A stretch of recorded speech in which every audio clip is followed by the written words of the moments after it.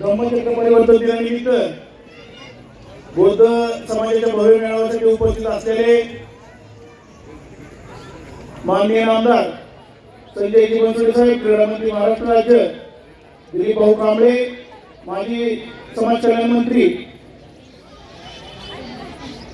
प्रदेशाध्यक्ष अनुसूचित जाती मोर्चा वासुदेव नाना काळे, रंजनकाका तावरे, इम्तियाजभाई शिकीकर, ॲडव्होकेट सुभाषप्पा डोले, आमचे सहकारी राष्ट्रवादी काँग्रेस पक्षाचे शहराध्यक्ष जय पाटील, हनुमंतजी पाटील साहेब,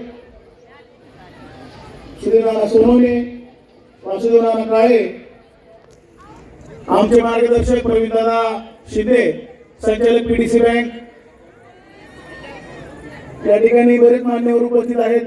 आमचे मार्गदर्शक श्रीनाना सोनवणे, आंबेडकर चळवळीतील धन्यवाद दीपकभाई केदार पाटील साहेब, सर्वच उपस्थित राहिल्याबद्दल बारामतीतील सर्व आंबेडकर जयंतीच्या वतीने आपले मनापासून आभार मानतो.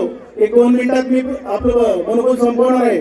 डॉक्टर बाबासाहेब आंबेडकरांनी 14 ऑक्टोबर 1956 ला आपल्या 5 लाख अनुयायांना घेऊन बौद्ध धर्माची दीक्षा घेतली आणि त्याच आज 67 वर्ष पूर्ण होत आहेत. डॉक्टर बाबासाहेब आंबेडकरांनी पेटवलेली धम्माची ज्योतीमुळे शोषित, पीडित, कष्टकरी, वंचित समाजाच्या आयुष्याचं सोनं झालं. आज भारत देशामध्ये तर सोडात, पण बाबासाहेबांनी कर्मठ विषमता काढून मानवतेचा धम्म तुम्हाला आम्हाला दिला. धम्माची दखल आज जगाने घेतलेले दिसून येत आहे. त्याचंच उदाहरण म्हणून धम्मचक्र परिवर्तन दिनाचं औचित्य साधून जपान देशातील 15,000 नागरिकांनी बौद्ध धर्माची दीक्षा आपल्या नागपूर येथे दीक्षाभूमीमध्ये घेतलेली आहे. ही तुमच्या आमच्यासाठी खरं अभिमानाची बाब आहे आणि हेच डॉक्टर बाबासाहेब आंबेडकरांना अभिवादन आहे. या डॉक्टर बाबासाहेब आंबेडकरांनी धर्म घेऊन माणसाला माणसासारखं जगता यावं यासाठी आपलं संपूर्ण आयुष्य बहाल केलं. त्याचेच कुठेतरी आपण जाणून घेऊन बौद्ध संघटनेच्या वतीनं हे कार्यक्रम आयोजित करत असतो. धर्माचे विचार तळागाळावर पोहोचवण्याचं काम करत असतो. काही लोक फक्त राजकारणापुरतं फुलेशाह आंबेडकरांचे विचार मनात घेऊन चालतात, परंतु फुलेशाह आंबेडकरांचे विचार कृतीत असावे लागतात. असेच कृतीत असणारे महाराष्ट्राचे नेतृत्व माननीय अजितदादा पवार, मुख्यमंत्री एकनाथ शिंदे, उपमुख्यमंत्री देवेंद्र फडणवीस साहेब यांच्या मंत्रिमंडळामुळे समजतोत असताना उपमुख्यमंत्री पदाची त्यांनी जबाबदारी स्वीकारली.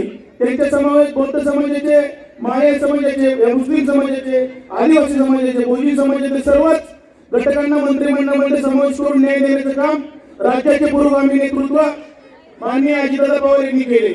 नामदार संजयजी बनसोडे साहेब यांना राज्याचे क्रीडा मंत्री मंत्रालयाची जबाबदारी देऊन मंत्रिमंडळामध्ये बौद्ध समाजाचं प्रतिनिधित्व दिल्याबद्दल बारामतीतील तमाम जनतेच्या वतीने, बौद्ध समाजाच्या वतीने आदरणीय दादांचे मनापासून आभार मानतो.